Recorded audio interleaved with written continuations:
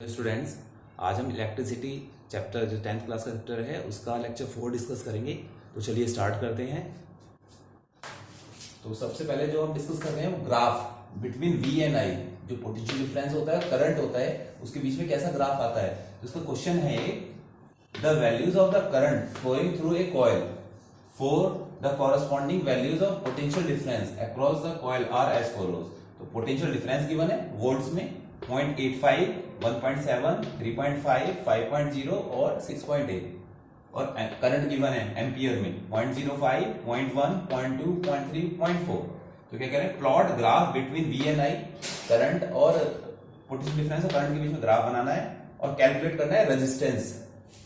तो इसके लिए क्या करना होता है, हमें एक्स और वाई एक्सिस पर वी और आई को ड्रॉ करेंगे। तो पोटेंशियल डिफरेंस को हम एक्स एक्सिस पर लेंगे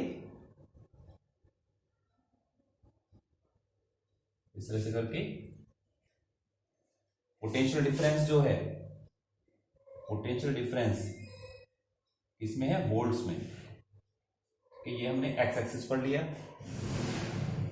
और वाई एक्सिस पर हम क्या लेने वाले हैं, करंट को लेने वाले हैं, आई को लेने वाले हैं वाई एक्सिस पर, जो कि किसमें है, एम्पियर में है।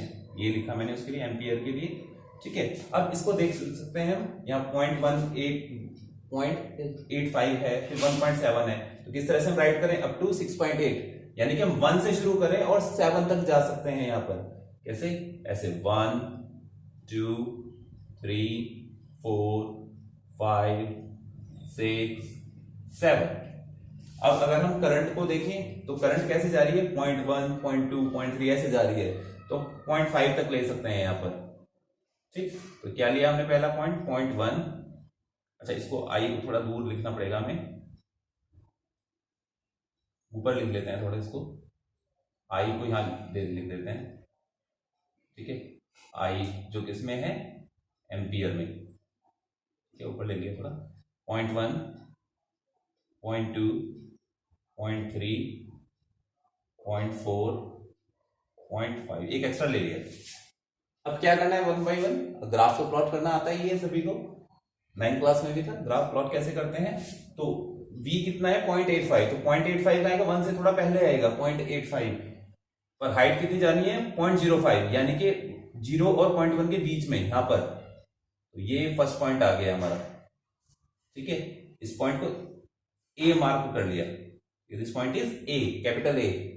फिर देन 1.7 का आएगा, 1.5 और 2 के बीच में को आएगा यहां से, और कितना जाना है, 0.1, तो 0.1 आ गया, ये है ना 0.1, दिस इज पॉइंट बी।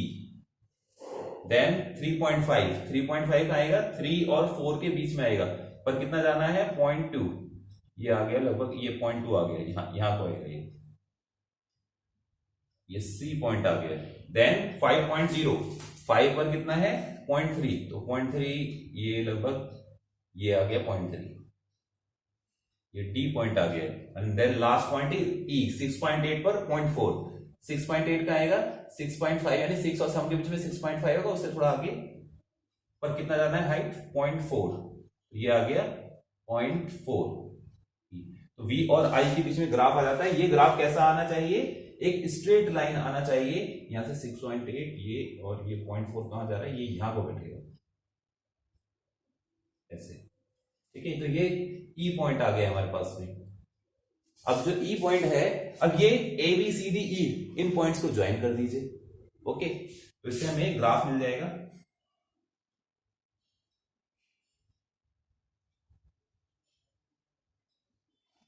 अगर ये ग्राफ एक स्ट्रेट लाइन आता है तो जो ओम्स लॉ है वो वेरीफाई हो जाता है, तो ग्राफ तो स्ट्रेट लाइन आ रहा है। अब आंसर में लिखेंगे क्या, सॉल्यूशन में, बिकॉज V and I यानी potential difference and current graph is straight line,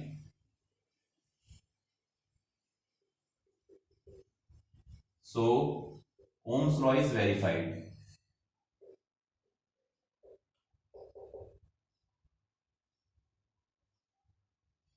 इस तरह से करके Ohm's law क्या हो गया है, वेरीफाइड हो गया है Ohm's law। अब रेजिस्टेंस भी कैलकुलेट करने का है हमको, तो रेजिस्टेंस भी कैलकुलेट कर लेते हैं।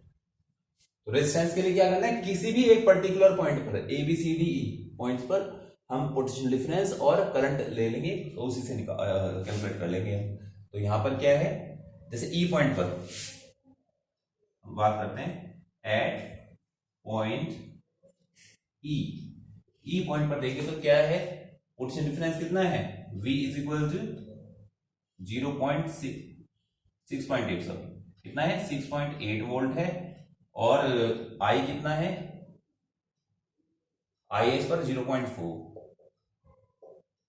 एम्पियर। तो यहां से R इज इक्वल टू क्या होता है, ओम्स लॉ के according V upon I is equal to V कितना है, 6.8 अपॉन 0.4, पॉइंट से पॉइंट हट जाएगा तो 6.868 हो जाएगा अपॉन 4। तो पहले 2 से डिवाइड कर दीजिए दोनों को, तो कितना आएगा ये, 3 and 4 और 2, देन 17 ओम, ये रेजिस्टेंस आ गया हमारा 17 ओम। तो इस तरह से ये क्वेश्चन कंप्लीट हो जाता है। तो पहले स्ट्रेट लाइन निकाला, स्ट्रेट लाइन आने से क्या हो गया, ओम्स लॉ वेरीफाई हो गया है, V और I के बीच में जो ग्राफ बनाया है, फिर किसी भी एक पर्टिकुलर पॉइंट पर हम रेजिस्टेंस कैलकुलेट कर सकते हैं। हाँ जी, तो नेक्स्ट आता है experiment to verify Ohm's law. Important experiment है, आप ध्यान से समझिए इसको, है इजी लेकिन ध्यान से समझना पड़ेगा, स्टेप बाय स्टेप आप ध्यान रखें। तो इसके लिए हमने क्या किया, एक कंडक्टर लिया। What is this is a conductor. Conductor means a piece of resistance wire, piece of resistance wire हमने लिया। अब क्या करने का है हमको, इस रेजिस्टेंस वायर से एक तो एमीटर कनेक्ट करना है, एक वोल्ट मीटर कनेक्ट करना है। तो एमीटर तो आपको पता है कैसे कनेक्ट कर सकते हैं, ऐसे सीरीज में कनेक्ट कर सकते हैं यहां पर एमीटर। और वोल्ट मीटर कैसे कनेक्ट करते हैं, यहां पर पैरेलली, ये वोल्ट मीटर है, इसको पैरेलल कनेक्ट किया, ठीक है। अब क्या करना है, इसको बैटरी से कनेक्ट कर देना है करंट सप्लाई के लिए। ये बैटरी कनेक्ट हो गई, 3 सेल की बैटरी ले लिए। बैटरी के बाद क्या चाहिए हमको, एक स्विच चाहिए, तो एक स्विच भी लगा दिया, ठीक है। अब नेक्स्ट जो हमको चाहिए, यहां पर क्या चाहिए, हमें वेरिएबल रेजिस्टेंस चाहिए। हम रेजिस्टेंस कितना भी सेट कर सके अपने अकॉर्डिंग, तो उसके लिए रियोस्टेट लगाना है। तो रियोस्टेट का कैसे सिंबल होता है, हमने सिंबल्स में देखा था, इस तरह से करके बनाते हैं, और इसका जो कंट्रोलर है वो इसको ऐसे दिखाएंगे। कहीं भी ये कंट्रोलर जो है ना, इसको लेफ्ट राइट सेट कर सकते हैं, उसे रेजिस्टेंस 1 ओम 2 ओम 3 ओम कुछ भी सेट कर सकते हैं, ठीक है। तो ये क्या है, रियोस्टेट है। रियोस्टेट क्या है, वेरिएबल रेजिस्टेंस, ये वेरिएबल रेजिस्टेंस है। तो इस तरह से करके हमने एक्सपेरिमेंट सेटअप कर लिया। अब क्या करना है, सबसे पहले रेजिस्टेंस को जो सेट करना है ना, मैक्सिमम रेजिस्टेंस पर करना है। जब मैक्सिमम रेजिस्टेंस होगा तो क्या होगा, मिनिमम करंट फ्लो होगा सर्किट में। Maximum resistance, minimum current in the circuit, तो एमीटर से हम नोट कर लेंगे, और उसी के कॉरेस्पॉन्डिंग हम पोटेंशियल डिफरेंस भी नोट कर लेंगे। ओके, जो भी आएगा रेजिस्टेंस यानी R1 आ गया, I1 नोट किया हमने, और V1 नोट किया। फिर क्या, धीरे धीरे करंट को इंक्रीज करना है। धीरे धीरे कैसे इंक्रीज करेंगे करंट को, रेजिस्टेंस को धीरे धीरे कम करेंगे। अभी हमने रेजिस्टेंस मैक्सिमम पर रखा हुआ है, तो R2 रेजिस्टेंस पर करंट नोट करेंगे और V नोट करेंगे, V2। फिर R3 रेजिस्टेंस पर I3 नोट करेंगे और V3 नोट करेंगे। और फिर आगे का स्टेप मैं बताता हूं कैसे करने का है। तो क्या करने का है, सबसे पहले rheostat is adjusted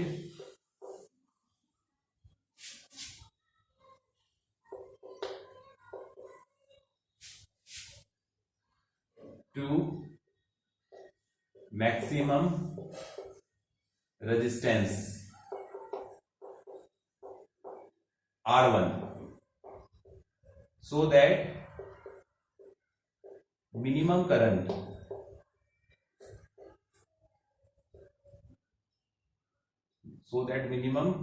current flows in circuit.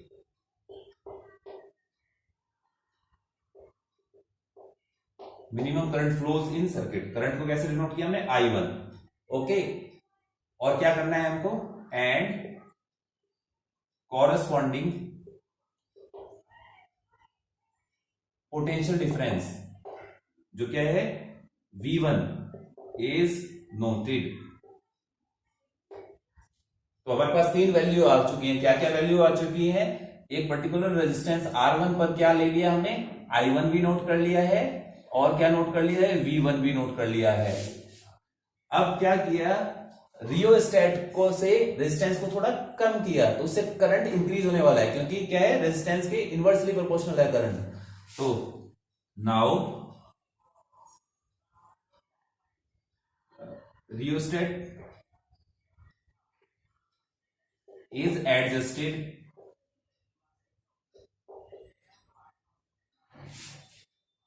at R2 यानी रेजिस्टेंस R2, and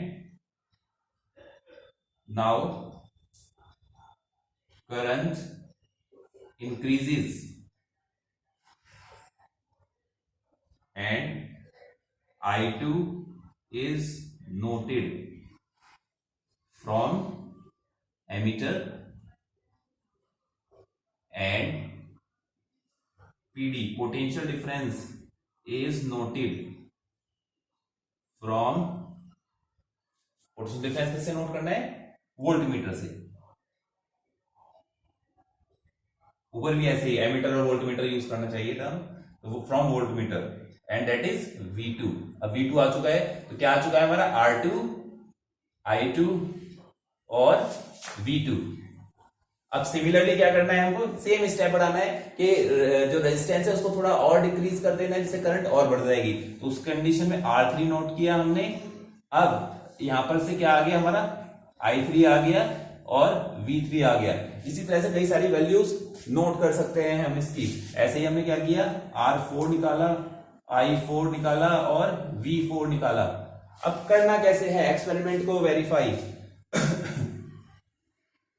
जस्ट बहुत सिंपल है, ओम्स लॉ अप्लाई करेंगे, R1 फाइंड करेंगे इन वैल्यू से, वैल्यू पुट अप करके।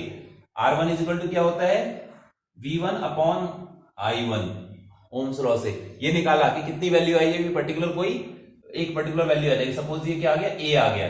फिर R2 निकाला तो V2 अपॉन I2 से, तो ये अब हमें सरप्राइज होगा देख करके, ये जो वैल्यू है V1 upon I1, V2 upon I2 भी A ही आने वाला है, सेम आएगा।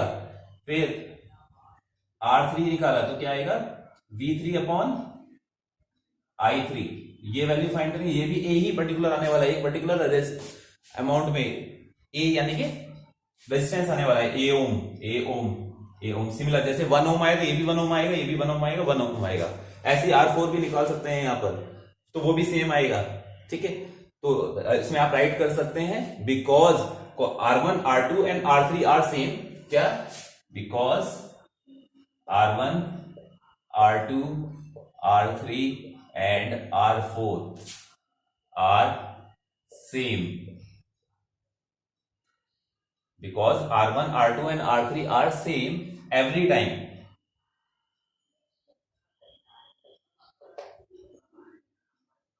Right? So Ohm's law is verified.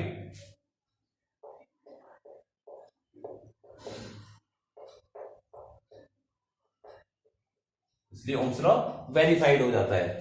ठीक है, because R1, R2 and R3 are same, R3, R4 are same every time, so Ohm's law is verified. ठीक है, तो ये जो रेशियो है हमेशा एक ही आने वाला है, R1, R2, R3, R4 सारी रेशियो सेम आने वाले हैं, तो ओम्स लॉ इस तरह से वेरीफाई हो जाता है। ओके, तो इस एक्सपेरिमेंट को आप अच्छे से रिवाइज कर लें।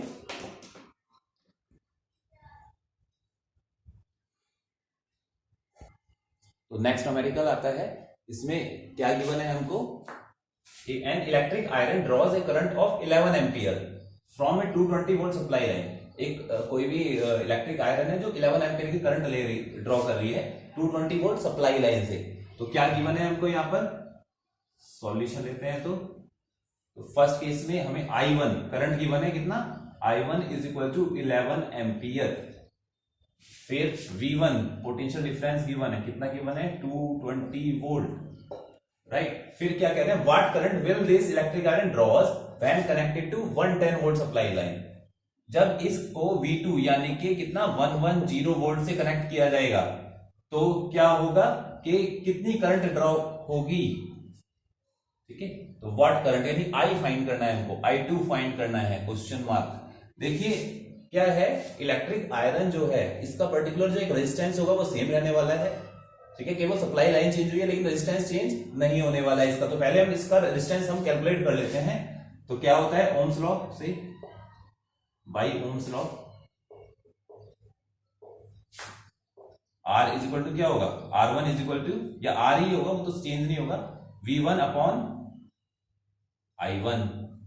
तो V1 कितना है 220 अपॉन I1 कितना है 11, तो ये कितना आ जाएगा 20 ओम रेजिस्टेंस आ जाएगा हमारा, ओके। केस 2, ये केस 1 था, हमने कंडीशन 1 थी। अब केस 2 पर आते हैं हम। तो केस 2 में क्या रहने वाला है कि सेम एक ही फॉर्मूला याद रखें आप, R इज इक्वल टू क्या होता है, इस ऐसे भी लिख सकते हैं इसको V2 अपॉन I2। तो this implies that R is equal to कितना गिवन है, हमने भी निकाला है 20 इज इक्वल टू V2 कितना है 110 अपॉन I2। तो this implies that I2 is equal to क्या हो जाएगा 110 अपॉन 20, एक जीरो से एक जीरो कट ऑफ हो जाएगा, 11 को 2 से डिवाइड करेंगे कितना आएगा 5.5 एम्पियर। तो ये करंट आ गया, आंसर आ गया हमारा, ठीक है। इस तरह से करके हमें आंसर फाइंड कर लेना था। तो इजीली बहुत सिंपल न्यूमेरिकल्स है, फॉर्मूला बस आपको याद होना चाहिए। ये फॉर्मूला 3 तरह से यूज हो सकता है, जो हमने V और I का यूज किया है फॉर्मूला। एक तो कैसे यूज कर सकते हैं इसको, V is equal to IR होता है, और I और R में से कुछ भी निकालना है तो क्या होगा V अपॉन में होता है। I इज इक्वल टू क्या होता है V अपॉन R, फिर R इज इक्वल टू कितना होता है V अपॉन I। ये 3 तरह से फॉर्मूला यूज हो सकता है ओम्स लॉ का, ठीक है। तो इसको यूज करके आप न्यूमेरिकल्स सॉल्व कर सकते हैं इजीली।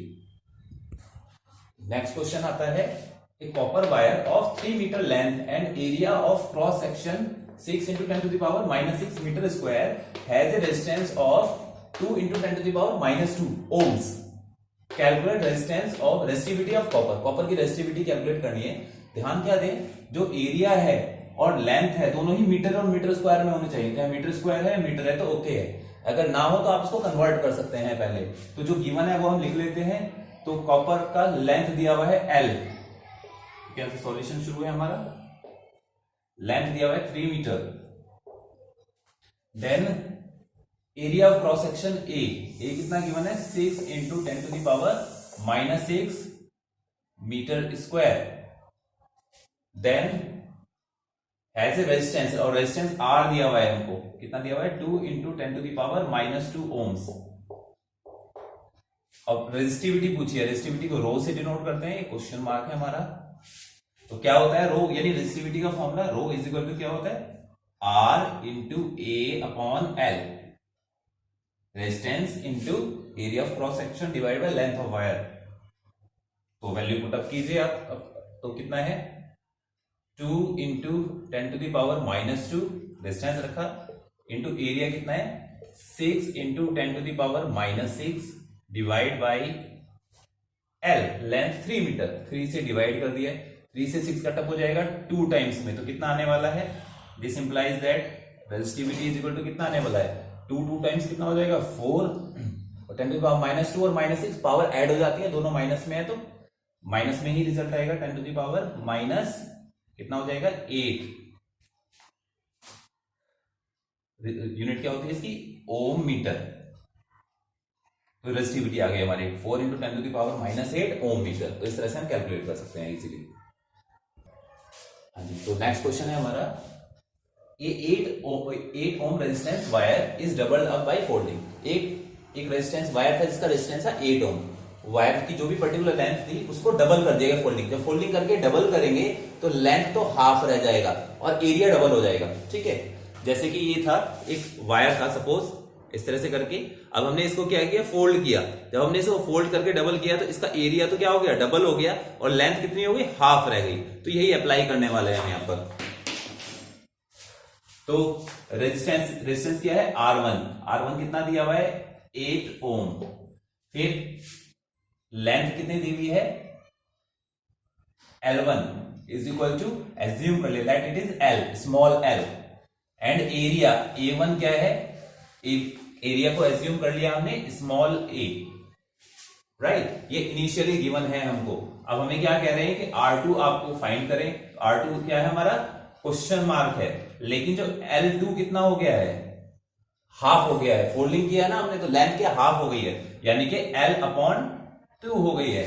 और जो इसका एरिया है A2 क्या हो गया, एरिया डबल हो गया है, फोल्डिंग किया है क्योंकि, तो एरिया क्या हो गया 2A हो गया है। तो ये वैल्यू को पुटअप करके हमें पता है कि कोई भी पर्टिकुलर मटेरियल रहता है तो उसकी रेजिस्टिविटी चेंज नहीं होती है, तो हम रेजिस्टिविटी फाइंड कर लेंगे। तो क्या फॉर्मूला होता है रेजिस्टिविटी का, रो इज इक्वल टू क्या होता है R इंटू A/L, ये रहता है। तो L को हमने क्या लिखा, R क्या है हमारा R1, A क्या है हमारा A1 और L क्या है हमारा L1, ऐसे करके रखा है यहां पर। तो क्या आ जाएगा इज इक्वल टू R1 कितना है 8 इंटू A1 कितना है हमारा स्मॉल a अपॉन L1 कितना है स्मॉल l। तो this implies that rho is equal to कितना आ गया, रो की वैल्यू आ गई हमारे पास में, क्या आ गया 8A अपॉन L, ऐसे करके इसको आप इक्वेशन 1 भी लिख सकते हैं यहां पर। ओके, फिर नेक्स्ट क्या है, ये था हमारा केस 1। अब केस 2 आता है आफ्टर फोल्डिंग। केस 2 जब फोल्डिंग कर दिया हमने, आफ्टर फोल्डिंग वायर को फोल्ड करने के बाद क्या रहने वाला है, फिर फर्दर हम उसमें फर्दर रो का फॉर्मूला लगाते हैं और सॉल्व करते हैं। तो रो का फॉर्मूला फर्दर लगाएंगे तो रो इज इक्वल टू क्या होता है, वही क्या हो जाएगा आपकी बार R2 into A2 upon capital L लिखेंगे L2। अब रो की वैल्यू तो है ही हमारे पास में, कितना है रो की वैल्यू रख देते हैं। इक्वेशन 1 से रो की वैल्यू रखेंगे तो क्या हो जाएगा हमारे पास में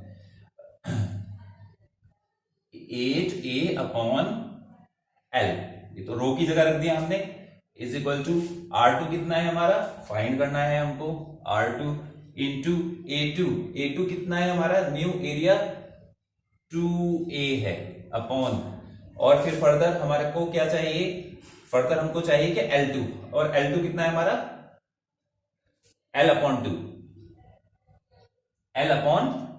2 है, ठीक है। तो ये वाली वैल्यू भी हमने पुट की है यहां पर। अब बस इसको सॉल्व करना है, अब इससे R2 की वैल्यू को हमको फाइंड कर लेने का है। तो आप ध्यान देंगे अगर, तो क्या हो जाने वाला है यहां से, ये 2 तो ऊपर चला जाएगा न्यूमरेटर में। पहले स्टेप बाय स्टेप सॉल्व करते हैं इसको, बाकी को कुछ नहीं हमने छेड़ा। क्या है 8A upon L is equal to क्या आ गया है R2 इंटू ये 2 न्यूमरेटर में क्या था 4 हो जाएगा, 4A अपॉन L, राइट, ये रह जाने वाला है यहां पर से। फिर नेक्स्ट स्टेप क्या आता है यहां पर, दिस इंप्लाइज दैट अब R2 इज इक्वल टू क्या होगा, ये 4A तो डिवाइड में चला जाएगा, नीचे वाला L है वो मल्टीप्लाई में चला जाएगा, तो क्या आ जाएगा R2 is equal to RHS जो LHS में 8A अपॉन L है तो एस सच रहेगा, 8A अपॉन L तो एस सच रहा है, इसमें तो चेंज नहीं होगा। अब ये 4A था मल्टीप्लाई में R2 के डिवाइड में आ गया है, तो ये आ गया 4A डिवाइड में, और जो R2 के डिवाइड में L था ये अपोजिट साइड में मल्टीप्लाई में चला गया इनटू L। तो यहां से क्या होगा, देखो L से L कटअप हो रहा है और A से A कटअप हो रहा है, और 8 को 4 से कटअप कर देंगे तो कितना आएगा 2 ओम। तो ये रेजिस्टेंस आ गया हमारा कितना 2 ओम, R2 आ गया आंसर, ठीक है, दिस इज द आंसर। ठीक है, तो क्वेश्चन कंप्लीट हो जाता है, इंपॉर्टेंट क्वेश्चन है, अच्छे से आप इसको रिवाइज करें। तो आज के जो चैप्टर में हमने डिस्कस किया है वो है Ohm's law verification and numericals, ठीक है, आप इसको अच्छे से रिवाइज कर लें, और जो आगे चैप्टर है वो हम नेक्स्ट वीडियो में डिस्कस करते हैं। And thank you for watching.